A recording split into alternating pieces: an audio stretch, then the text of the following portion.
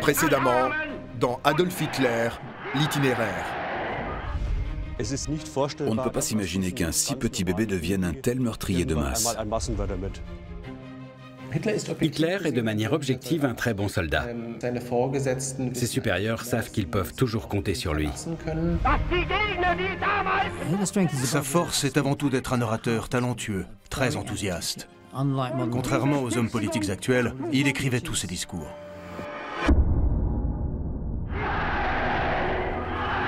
Berlin, 30 janvier 1933. Adolf Hitler devient l'homme le plus puissant d'Allemagne. Un dictateur qui plongera le peuple allemand et le monde dans le conflit le plus meurtrier du XXe siècle, la Seconde Guerre mondiale. Hitler enchaîne les victoires depuis la prise du pouvoir, qui en soi-même est une victoire et sur les Allemands et sur la planète. Hitler est le seul qui veut réellement cette guerre. Ni Göring, ni Goebbels, ni les généraux ne veulent la guerre. Adolf Hitler est persuadé qu'il est habité par un génie militaire hors norme. Mais comment cet homme sans aucune formation militaire parviendra-t-il à conquérir l'Europe? Pourquoi Adolf Hitler est-il considéré comme le plus grand chef de guerre de tous les temps? Comment cet ancien sans domicile fixe deviendra-t-il l'architecte de la solution finale?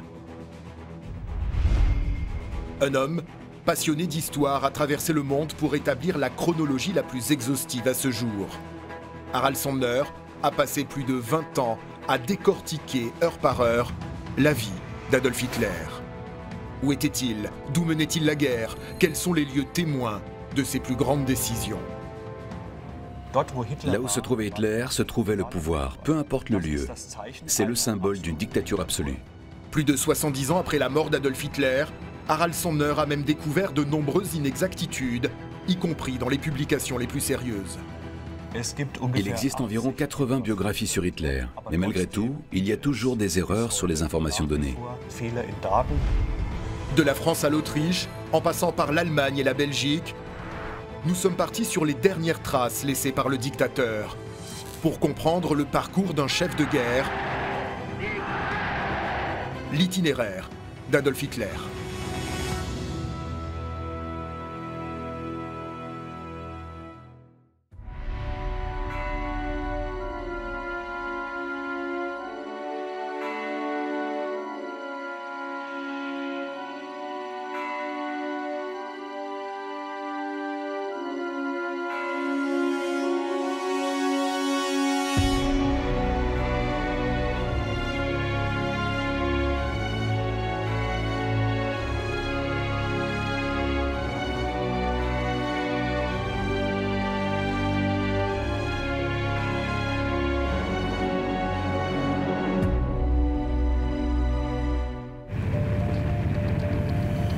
Berlin, 30 avril 1945.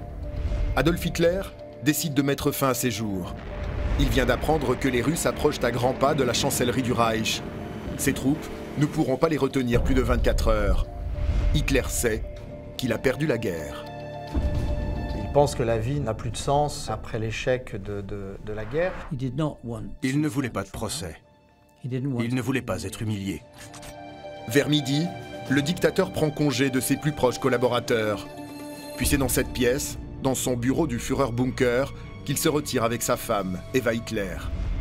Il est 15h30 lorsque le couple se donne la mort. Eva avale du poison pendant qu'Hitler décide de se suicider par deux moyens. Il mord une capsule de poison et se tire une balle en même temps. Son médecin le lui avait conseillé pour être certain de mourir. Le décès du dictateur engendre presque immédiatement la fin des hostilités. L'Allemagne capitule le 8 mai 1945, 8 jours après le suicide d'un homme qui a conduit le monde et l'Europe dans un cataclysme sans précédent. C'est un grand soulagement. Le nazisme meurt avec lui, comme il était né avec lui. Le suicide d'Hitler signifiait pour les Juifs la fin de leur persécution et de leur souffrance. Mais comment de telles atrocités ont-elles pu avoir lieu pendant de si longues années? La Seconde Guerre mondiale aurait-elle pu être évitée? Pour comprendre son origine, il faut revenir quelques années en arrière, lorsqu'Adolf Hitler prétendait vouloir la paix.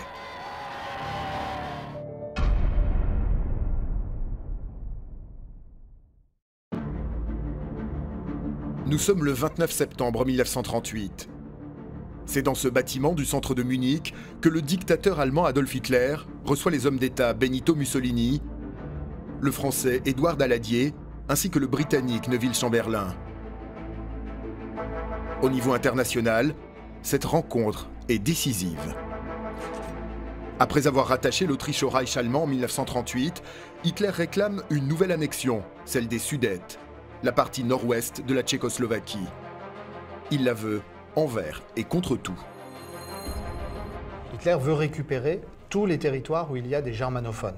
Son idée, c'est que partout où on parle la langue allemande, c'est un territoire de l'Empire allemand. C'est ici, au premier étage, que les négociations auront lieu dans la nuit du 29 au 30 septembre 1938. Nous sommes retournés sur les traces de ce lieu historique, en compagnie de l'historien Harald Sandner. Il est 1h50 du matin, lorsque le dictateur obtient satisfaction. Nous nous trouvons ici dans le bureau personnel d'Hitler au Führerbau à Munich. C'est ici exactement que se trouvait la table où ont été signés ce que l'on appelle les accords de Munich. Par ce traité, la Tchécoslovaquie est sacrifiée. En contrepartie, le dictateur doit s'engager à ne pas envahir le reste du pays. Dans les jours qui suivent, près de 3,5 millions de Tchèques seront rattachés à l'État allemand. La Tchécoslovaquie n'a pas été consultée et n'était même pas présente. En abandonnant les Sudètes, la France et la Grande-Bretagne pensent avoir évité le pire, car tous rejettent l'idée d'une nouvelle guerre. Chamberlain rentre à Londres et lève la main à l'aéroport. Il dit « J'ai négocié avec Hitler et maintenant, la paix va régner ». Il pense sincèrement qu'à partir de là, il y aura la paix dans les années à venir. Mais il est loin de se douter des réelles intentions du Führer. Si pour ses généraux, remporter une telle victoire sans aucune violence est une marque de génie, Hitler, lui, a des ambitions beaucoup plus importantes. Adolf Hitler aurait dit que les Anglais et les Français à Munich l'ont privé de la guerre qu'il souhaitait déjà entamer dès septembre 1938. Cela montre qu'il est le seul à savoir qu'il va faire la guerre. 2 jours plus tard, les troupes allemandes défileront dans les Sudètes sans rencontrer aucune résistance. C'est la guerre des fleurs. C'est ainsi que cette annexion sera nommée. Un nouveau succès pour le Führer, dont la popularité est au sommet. Jusque-là, il fait sans faute. Il fait absolument ce qu'il veut. Il gouverne les gouvernants étrangers.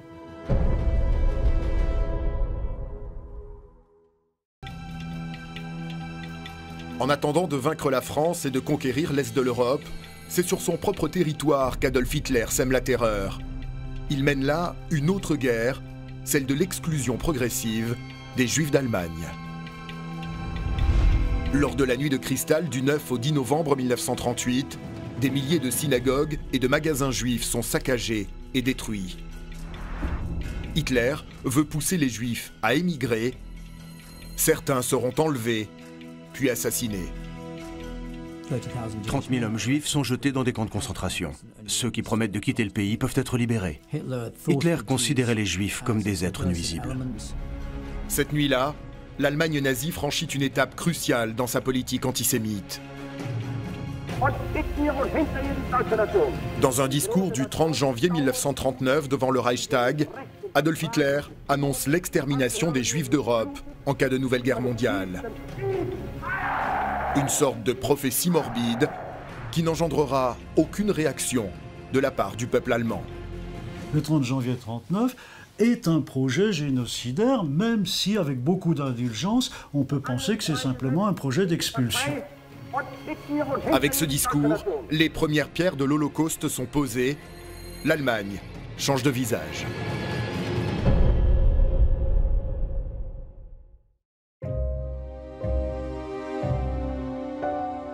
Ses plus grandes décisions Adolf Hitler les prend depuis l'Obersalzberg, son refuge dans les Alpes bavaroises. Le Berghof est devenu, après quelques années seulement, la résidence secondaire du dictateur. C'est ici, dans ces montagnes, qu'Adolf Hitler prépare la guerre. Hitler a passé près d'un quart de son règne à l'Obersalzberg.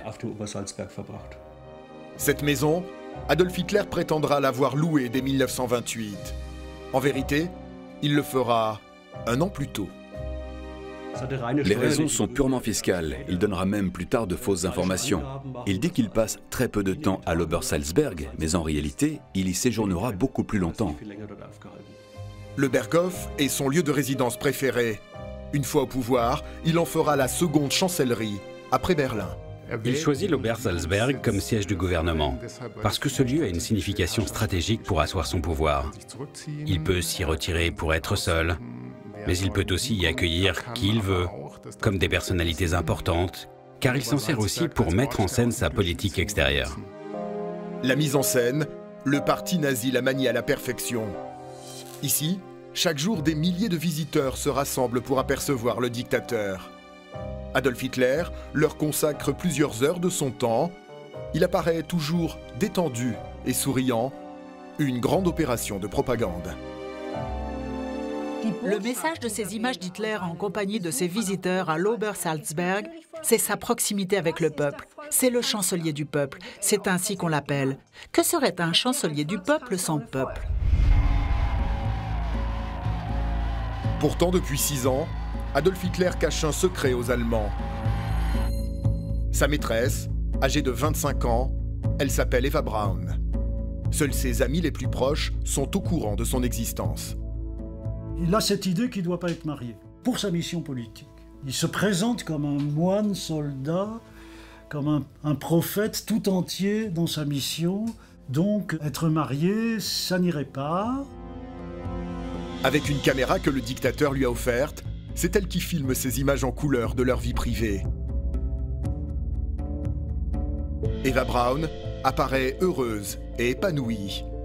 Mais en réalité, la jeune femme serait en souffrance. Elle aurait essayé de se donner la mort à 2 reprises. Ces tentatives de suicide doivent être considérées comme un appel à l'aide. C'est l'explication de son absence fréquente, même si on n'en est pas totalement certain à ce jour.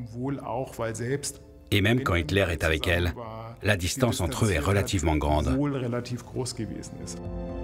Depuis ces montagnes de l'Obersalzberg, Adolf Hitler est distant car il a d'autres préoccupations.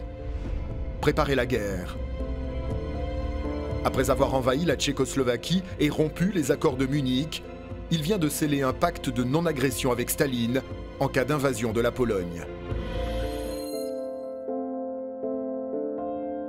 Nous sommes en août 1939. C'est le dernier été paisible que connaîtront l'Europe et le monde avant de nombreuses années.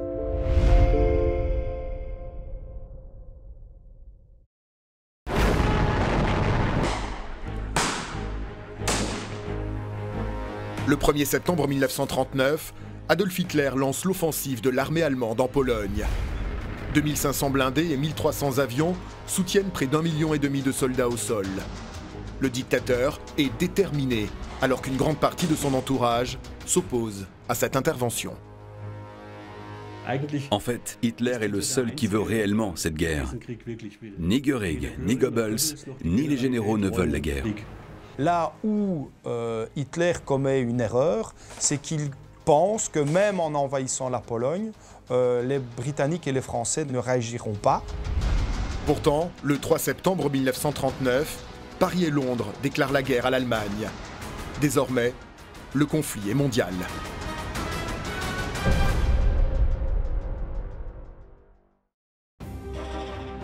Immédiatement après, le dictateur se rend sur le front à bord de son train personnel qu'il utilisera pendant toute la guerre.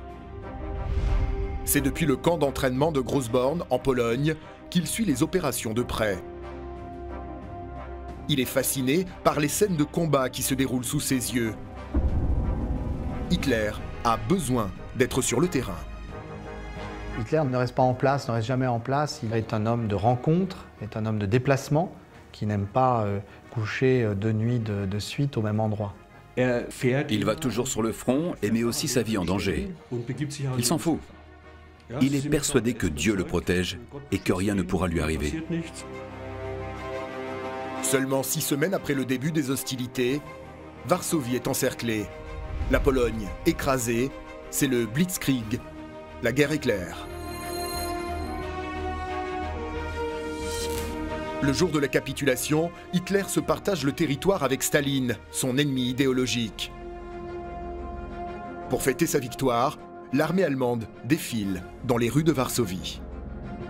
Adolf Hitler est persuadé, après la victoire rapide et facile en Pologne, qu'il est habité par un génie militaire hors norme et qu'il a toujours raison, qu'il a l'intuition et que si les autres ont un avis différent, ils ont nécessairement tort. Cette fois-là, Hitler a laissé ses généraux diriger la campagne. Mais à l'avenir, il prendra lui-même les opérations en main.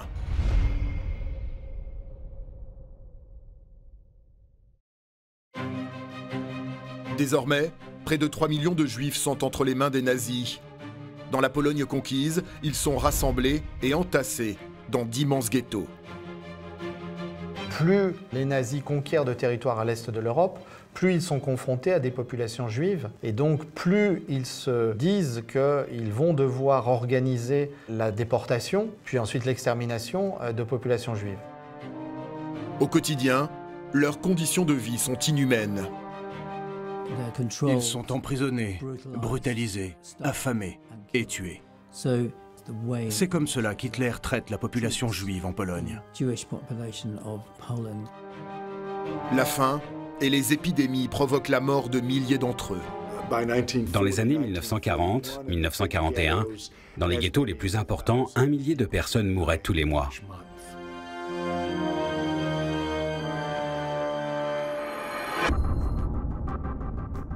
Pendant ce temps, Hitler continue d'étendre son hégémonie à l'ouest.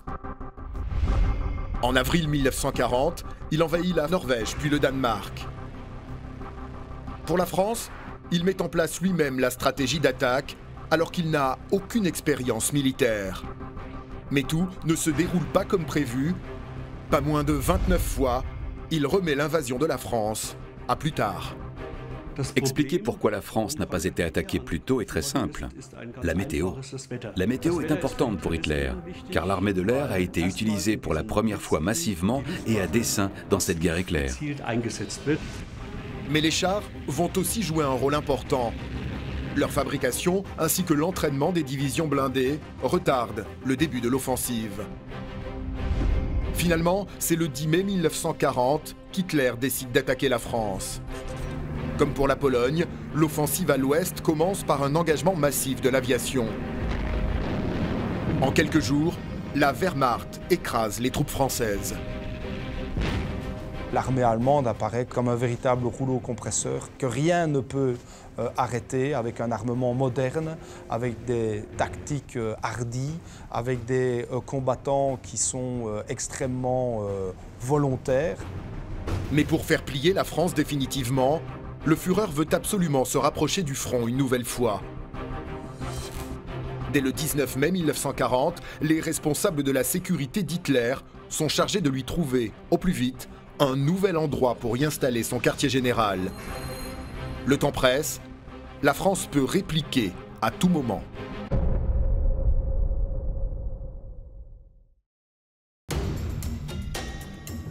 Le 22 mai 1940, leur choix se porte finalement sur le village isolé de Brully-de-Pêche, en Belgique. Ce quartier général, le voici aujourd'hui. Il est quasi à l'identique. À l'époque, le site est un endroit hautement stratégique. Il est très bien situé dans la forêt, il est facile à camoufler, il est à la frontière franco-belge et à quelques kilomètres seulement d'un aéroport. Très vite, l'entourage d'Adolf Hitler entame la construction de 3 chalets qui serviront de logement et de réfectoire aux hommes du dictateur. Aussi surprenant que cela puisse paraître, une petite piscine sera même creusée en prévision de fortes chaleurs. Mais pour les responsables de la sécurité, le plus urgent reste la mise en place d'un abri en cas de bombardement. Il y a à proximité du chalet personnel d'Adolf Hitler un bunker, c'est-à-dire un cube de 7 mètres sur 7 mètres en béton armé, qui est là pour permettre à Adolf Hitler éventuellement de se protéger en cas d'une attaque aérienne. Et pour garantir une sécurité maximum, les 28 villages alentours sont évacués fin mai. Marie Mettens avait 10 ans à l'époque. Elle se rappelle encore de cette journée très particulière.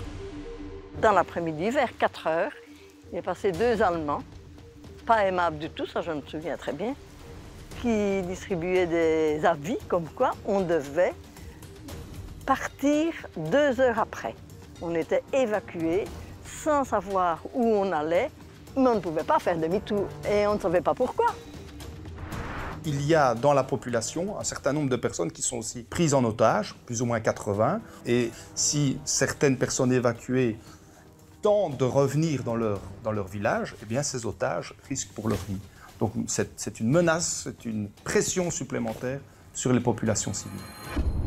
C'est finalement le 6 juin 1940 que le dictateur arrive à Brûlis-de-Pêche, une fois le site complètement sécurisé. C'est dans cette école qu'Hitler dirige désormais les opérations militaires. De longues tables sont recouvertes de cartes. C'est ici que le sort de la France va se jouer.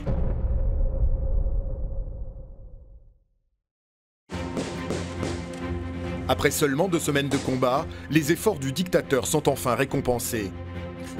Le 17 juin 1940, le maréchal Pétain demande la cessation des hostilités.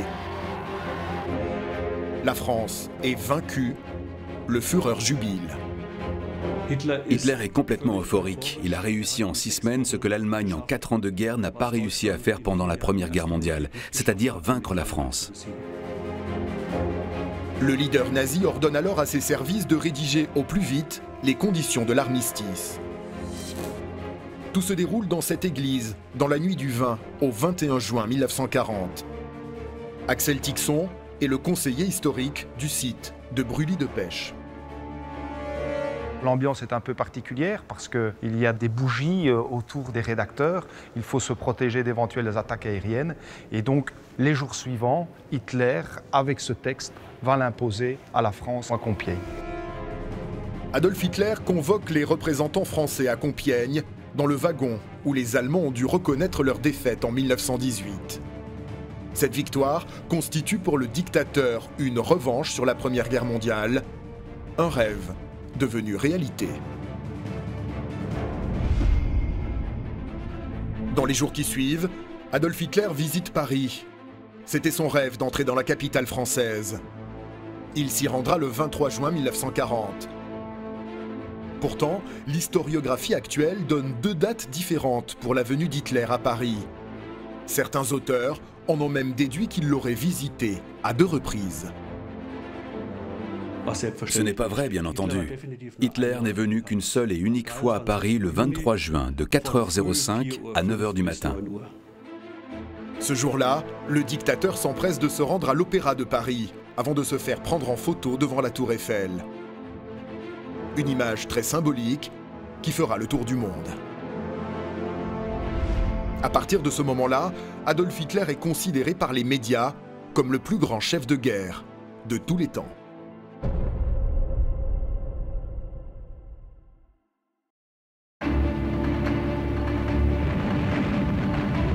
Quand la bataille d'Angleterre éclate, la marine et l'aviation allemande sont tenues en échec. Adolf Hitler cherche avant tout à obtenir un accord avec la Grande-Bretagne plutôt que d'écraser celle-ci par une victoire militaire comparable à celle contre la France. Mais les Anglais sont loin de vouloir coopérer.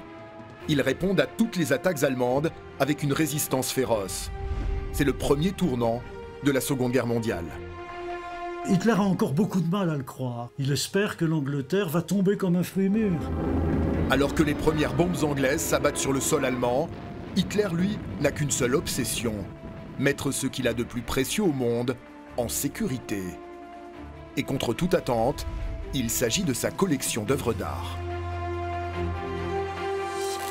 Depuis plusieurs années, le dictateur veut faire construire un gigantesque musée d'art à Linz, sa ville de jeunesse.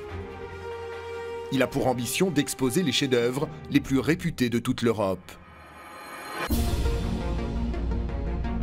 C'est ici, dans les entrailles de ce bâtiment, le Führerbau, qu'il décide d'entreposer son trésor en attendant la construction de son musée. Nous sommes retournés dans ce lieu hors du commun avec Harald Sandner. Ces objets d'art étaient entreposés ici. Pour Hitler, les objets d'art ont toujours été plus importants que la vie des hommes. Il a toujours regretté pendant la guerre que des musées et des théâtres soient détruits. Mais la mort des gens, ça lui était égal. Dans les couloirs de ce bunker, près de 700 œuvres d'art seront stockées et protégées en permanence par des gardes SS pendant la guerre. Ce sont le plus souvent des tableaux confisqués ou vendus de force. Nombreux sont les objets pillés par l'armée allemande dans les pays occupés. Adolf Hitler était le plus grand voleur d'art au monde. Les objets d'art du dictateur resteront secrètement enfouis ici jusqu'en 1945. Mais pour l'heure, Adolf Hitler est pris dans la tourmente de la guerre. En 1941, le moment est enfin venu pour lui de réaliser son rêve, anéantir le bolchevisme, l'ennemi mortel du national-socialisme.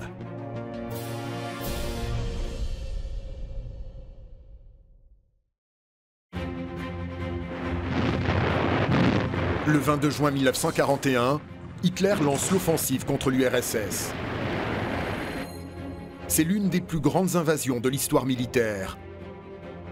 4 millions de soldats, 600 000 véhicules et autant de chevaux. Adolf Hitler redoutait un conflit sur 2 fronts, mais il finit par le déclencher. Il faut comprendre qu'Hitler est impressionné par son propre génie stratégique et il est persuadé qu'il pourra vaincre l'Union soviétique avec la même facilité qu'il a vaincu la France, c'est-à-dire en quelques semaines. À partir de ce moment-là, Hitler prévoit de déporter les Juifs vers l'Union soviétique conquise. Le plan originel de la solution finale. Mais depuis 3 ans, le dictateur dispose également des Einsatzgruppen, des unités spéciales qui suivent l'armée pour éliminer les Juifs et les fidèles au régime soviétique. Ces hommes procèdent à des exterminations de masse. Les hommes adultes étant d'abord tués systématiquement, et puis, de plus en plus, on incorpore aux atrocités les femmes et les enfants. Près de 40% des Juifs morts pendant l'Holocauste ont été tués par balles. Du côté du front, le dictateur continue d'enchaîner les succès. Il conquiert Minsk, puis Leningrad. En août 1941, il rend visite à des soldats sur le front de l'Est, en Ukraine. Des territoires entiers viennent de passer sous l'ordre nazi. Hitler en est sûr, la Russie tombera avant l'hiver. Il y a un véritable enthousiasme, en particulier durant l'été 1941. Les troupes allemandes progressent à une vitesse inouïe au travers de la Russie. Mais à ce moment-là, le dictateur prend une décision stratégique importante qui va lui coûter cher. Il décide de s'emparer des ressources agricoles, pétrolières et industrielles du sud de la Russie. Et d'ailleurs, il y a une confrontation féroce avec une partie des généraux de l'armée qui préféreraient attaquer immédiatement Moscou. Ces vives discussions ont même retardé le projet de Blitzkrieg, la guerre éclair, contre l'Union soviétique en juillet 1941. Mais lorsqu'enfin l'offensive sur Moscou est lancée en octobre 1941, il est trop tard. La Wehrmacht est rattrapée par l'hiver, les températures chutent jusqu'à moins 30 degrés. Les soldats allemands sont épuisés. Une contre-offensive soviétique les chasse de la région sur plusieurs centaines de kilomètres. C'est clairement un revers majeur. L'Union soviétique ne s'effondre pas, elle se défend. Ses ressources paraissent illimitées et le pays dispose de plus d'hommes et de matériel que prévu. Pour Hitler, ses généraux sont responsables de la débâcle. Depuis le début de la guerre, il se méfie fortement de son entourage militaire. La bataille de Moscou marque un tournant dans leurs relations. Hitler, effectivement, n'a jamais eu confiance dans ses généraux. Il les méprise parce que ses généraux lui ont déconseillé la campagne de France et surtout, selon lui, font échouer la grande offensive de l'été 1941. Hitler a toujours eu la tentation de repousser la faute de ses échecs sur d'autres. Pour dissimuler ses erreurs, le dictateur limoge 30 de ses généraux, dont Walter von Brauchitsch, le commandant en chef de l'armée de terre allemande. Hitler cumule désormais cette fonction avec celle de commandant suprême de toutes les forces armées.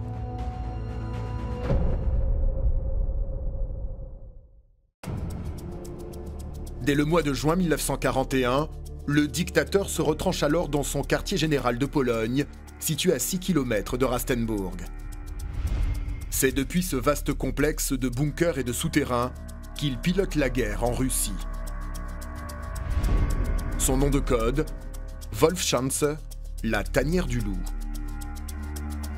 C'est dans ce quartier général que le Führer séjournera plus de 2 ans. C'est l'antithèse de ce qu'Hitler avait fait jusque-là, puisqu'il n'avait jamais voulu rester au même endroit. C'est sa tranchée de la Deuxième Guerre mondiale. Ce séjour prolongé est aussi le signe qu'Hitler perd la main et n'arrive plus à mener la guerre de mouvement. Ici, la proximité avec les combats nécessite une surveillance des plus élaborées. Situé en plein cœur de la forêt, le site a une sécurité maximale.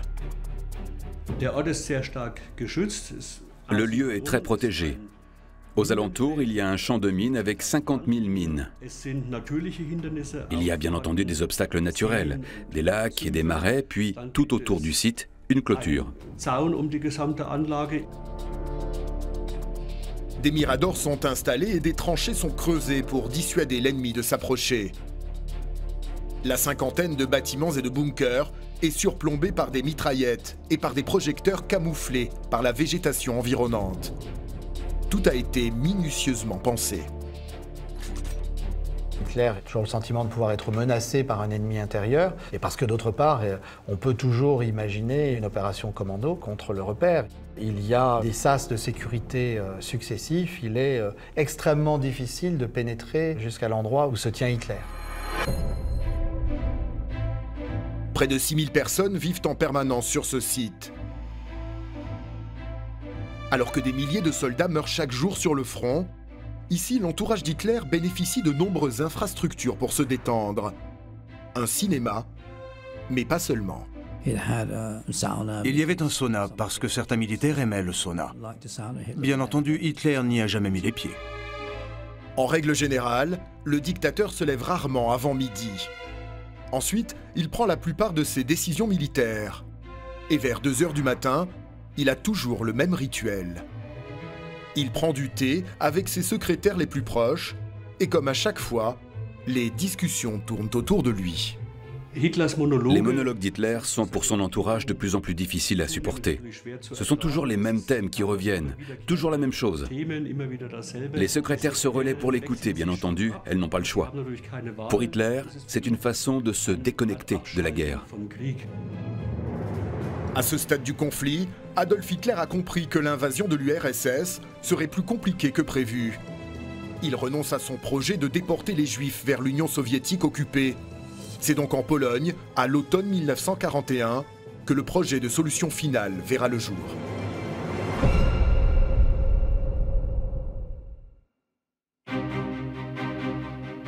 Le sort de millions de Juifs est scellé le 20 janvier 1942, lors de la conférence de Wannsee. À la fin de cette réunion organisée par Reinhard Heydrich, le bras droit d'Himmler et le maître des Einsatzgruppen, un procès-verbal recense le nombre de Juifs à exterminer, 11 millions. À partir de la conférence de Wannsee, les Juifs d'Europe sont petit à petit, dans un ordre méthodique, arrêtés et ensuite dirigés vers des installations de meurtre. Ces installations, il s'agit de centres de mise à mort dont l'objectif est d'éliminer les Juifs quelques heures après leur arrivée. Hitler croit aux vertus du génocide des Juifs.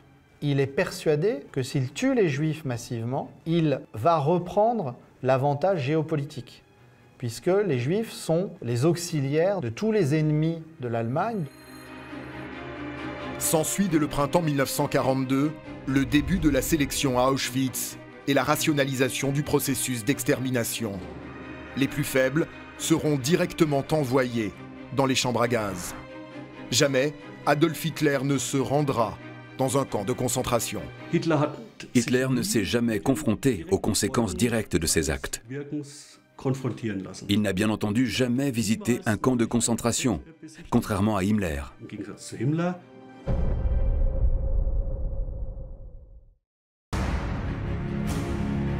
À l'été 1942, Hitler déplace son quartier général à Vinitsa en Ukraine. C'est depuis ce camp de baraques en rondins qu'il ordonne à ses soldats de prendre la ville de Stalingrad. Les combats sont intenses, mais dès le mois de novembre, la situation s'envenime rapidement. En quelques mois, la 6e armée allemande est cernée par 90 divisions soviétiques. Ils vont continuer à se faire encercler jusqu'à la fin parce qu'ils sont affamés, ils n'ont plus de nourriture, ils n'ont plus de munitions, ils n'ont plus rien. À partir de ce moment-là, se révèlent alors les premières grandes faiblesses stratégiques du commandement d'Adolf Hitler. L'échec de l'invasion de l'Union soviétique révèle ses failles importantes et montre qu'il est un chef de guerre médiocre alors qu'il pensait être un génie de l'art militaire. On a ce syndrome d'un individu qui s'est terré dans le bunker de son quartier général et qui est de plus en plus coupé de la réalité du terrain et qui délègue de moins en moins. Le 2 février 1943, les 330 000 soldats allemands finissent par se rendre. C'est la première capitulation de l'armée allemande. La défaite de Stalingrad marque un tournant et le début de la fin pour ce chef de guerre.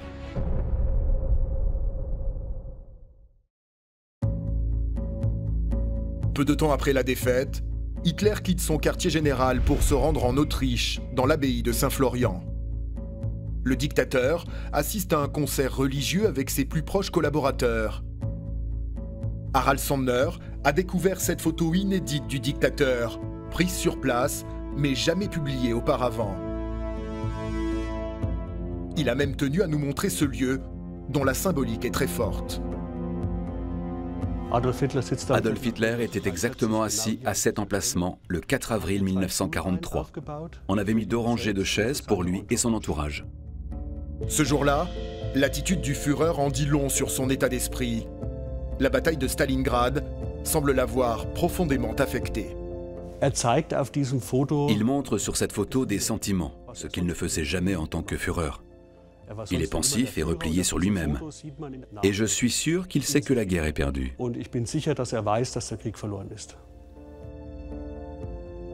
Une fois le concert terminé, Hitler se rend à Linz, sa ville de jeunesse.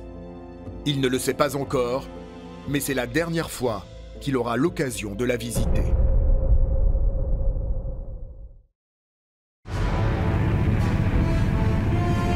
C'est maintenant le territoire allemand qui est attaqué par les Alliés.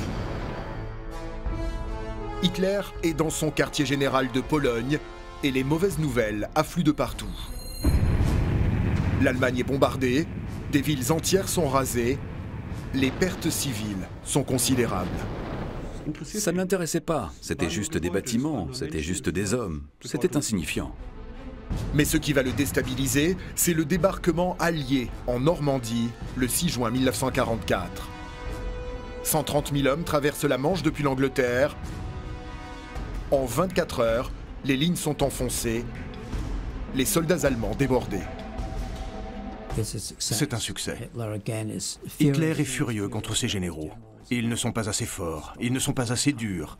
Et cependant, il continue à croire en un monde fantastique dans lequel les choses vont tourner en sa faveur. À l'époque, Hitler fait développer de nouvelles armes technologiques. Depuis des années, des scientifiques travaillent sur la fabrication de missiles à longue portée. Un moyen pour lui de maintenir le moral des Allemands et de pousser l'ennemi à abandonner. Le premier est lancé le 8 septembre sur Londres et le dictateur a bien l'intention d'aller plus loin. Il travaillait à l'élaboration de la bombe atomique. Et il y a à l'époque un grand nombre de technologies militaires très avancées. D'ailleurs, les gens croyaient en ces Wunderwaffen, ces armes miracles. Progressivement, le Reich allemand est cerné par les soviétiques et par les alliés. Hitler lance alors une dernière offensive à l'ouest. Son nom, la bataille des Ardennes. Cette contre-attaque a lieu à la frontière franco-belge. Son but, montrer que l'Allemagne est toujours debout et déterminée. C'est une tentative qui est complètement désespérée, qui n'obtient absolument pas le soutien des généraux de l'armée allemande, parce que l'armée allemande n'a plus les moyens, ni humains ni matériels, de battre les Alliés, notamment sur le plan de l'aviation, où le ciel est complètement maîtrisé par les Alliés. Et donc dans ce cadre-là, les chances sont totalement faibles, voire inexistantes, de renverser la situation à l'ouest. Alors que le dictateur cumule les échecs, son état de santé se dégrade considérablement. Il souffre de problèmes cardiaques et les premiers symptômes de la maladie de Parkinson apparaissent. Son médecin Theodor Morell, qui l'accompagne depuis 1935, ne le quitte plus. Il va parfois prendre près de 28 médicaments différents où il reçoit l'équivalent en piqûres. Des piqûres qui le boostent, d'autres ensuite qui l'apaisent. Il a peur de ne pas atteindre son but et de mourir trop tôt. Au début de l'année 1945, il quitte son quartier général de Pologne pour gagner la capitale, Berlin. Hitler est toujours persuadé de l'emporter. Il espère que la coalition entre les Américains et les Russes finira par voler en éclats.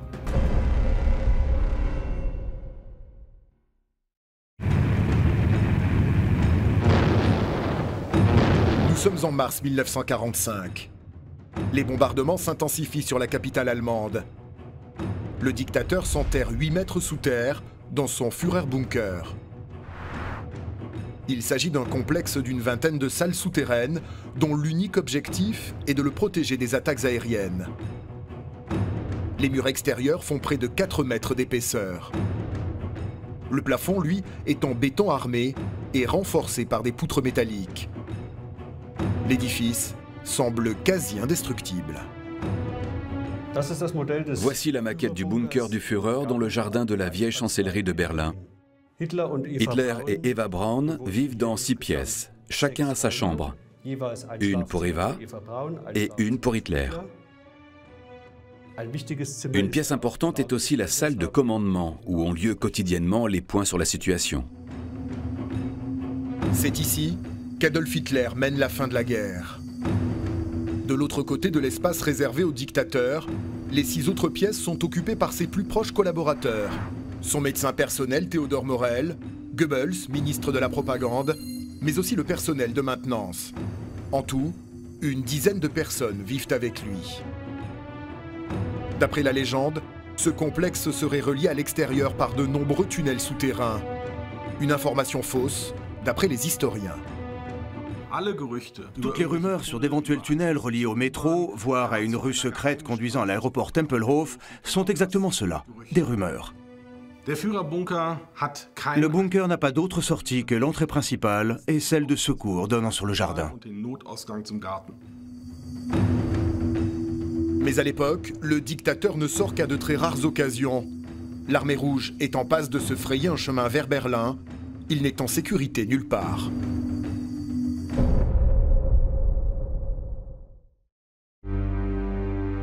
Le 11 avril 1945, les Américains libèrent le camp de concentration de Buchenwald. Ils découvrent alors l'indicible et décident de rassembler les habitants des villages voisins pour qu'ils voient les atrocités commises juste à côté d'eux par le régime nazi.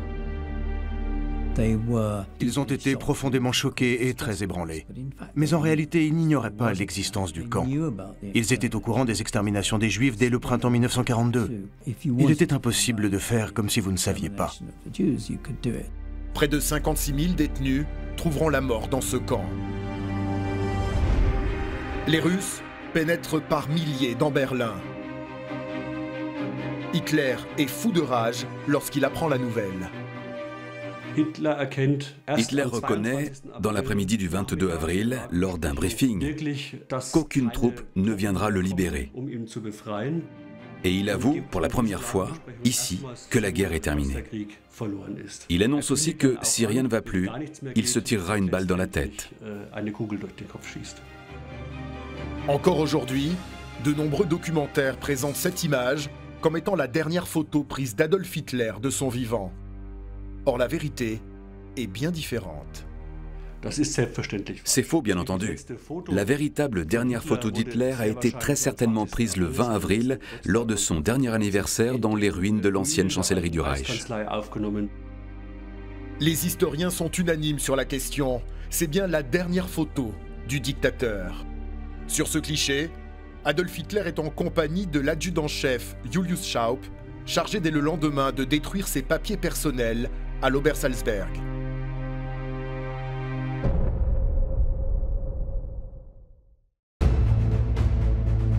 Avril 1945. Berlin est complètement encerclé. Adolf Hitler apprend que son plus fidèle collaborateur, Heinrich Himmler, négocie avec l'ennemi. Une nouvelle qui le met hors de lui. Cet événement précipite ses décisions.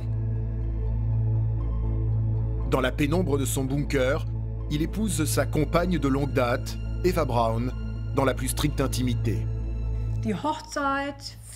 Le mariage a lieu dans la nuit du 28 au 29 avril 1945, dans le bunker. Il faut s'imaginer cette scène. Il fait sombre. Souvent, la lumière s'éteint à cause des attaques aériennes. La lumière vacille, c'est angoissant. C'est humide, il y a du moisi, ça sent très mauvais. Ce n'est pas du tout une cérémonie glamour. Peu après leur union, Adolf Hitler rédige son testament politique, dont voici un exemplaire. Le testament politique d'Hitler, du 29 avril, est l'un des documents les plus effrayants de l'histoire de l'humanité. Dans ces quelques pages sont résumées toute l'idéologie nazie et la folie qui ont conduit à la mort de 50 à 60 millions de personnes. Mais pas un seul mot ne sera prononcé sur le nombre de victimes.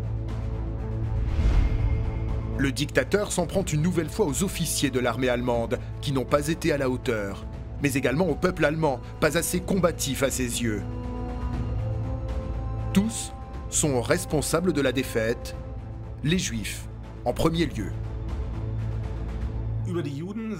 En ce qui concerne les Juifs, il explique que c'est l'une de ses plus grandes réalisations de les avoir largement exterminés, et il demande à son successeur de poursuivre cette politique de meurtre de masse. Il est impossible de prétendre qu'Hitler ne voulait pas de l'Holocauste et qu'il n'en savait rien. Il savait tout, et il l'avoue clairement. En tout, 6 millions de Juifs ont été exterminés dans les camps de concentration et les centres de mise à mort nazis.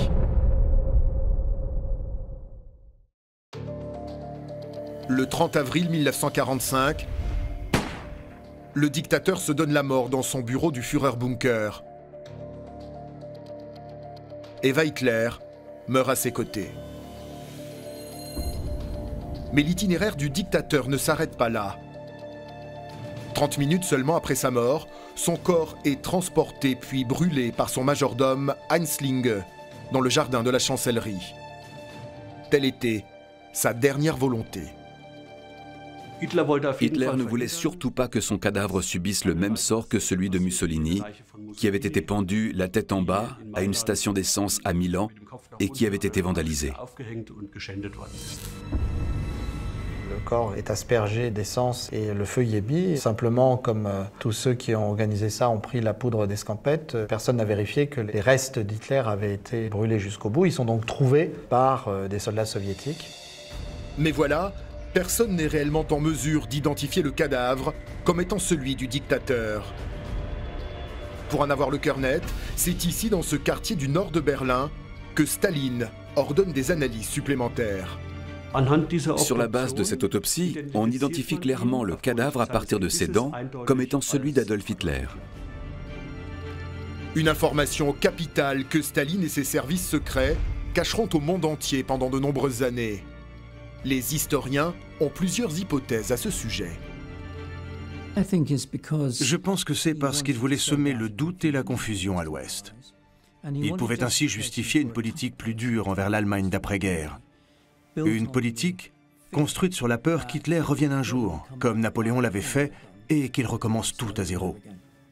Staline ne dit rien à ce sujet au moment de la conférence de Potsdam, qui se tient du 31 juillet au 2 août 1945. Il y fait de fausses déclarations. On ne doit pas oublier que c'est déjà la guerre froide. Et ses successeurs restent prisonniers du mensonge jusqu'en 68. C'est Brejnev qui lève le voile en 68 en divulguant le rapport d'autopsie. Alors que les Alliés recherchent activement Adolf Hitler dans toute l'Europe, son cadavre commence une véritable odyssée. 9 fois, il sera exhumé, puis transporté, avant d'être amené ici, dans une caserne russe du nord de l'Allemagne. Nous sommes à Biederitz bei Magdebourg, le 4 avril 1970. Ses restes sont incinérés puis jetés par-dessus ce pont. Harald Sandner a pris ses photos de ce lieu inédit. La seule chose qui reste d'Hitler, c'est sa dentition, qui est encore à Moscou. 25 années après la fin de la Seconde Guerre mondiale, c'est ici véritablement que s'achève l'itinéraire d'Adolf Hitler. Les 12 ans de pouvoir d'Hitler représentent l'une des périodes les plus sombres et les plus destructrices de l'histoire, sinon la plus dévastatrice. Des dizaines de millions de morts, une humanité qui est ébranlée par ce qu'elle a été capable de faire, c'est-à-dire d'exterminer des pans entiers de son humanité. Hitler est la personnification du mal, car personne n'a plus de morts sur la conscience que lui. Adolf Hitler est l'un des plus grands criminels que l'histoire ait connu.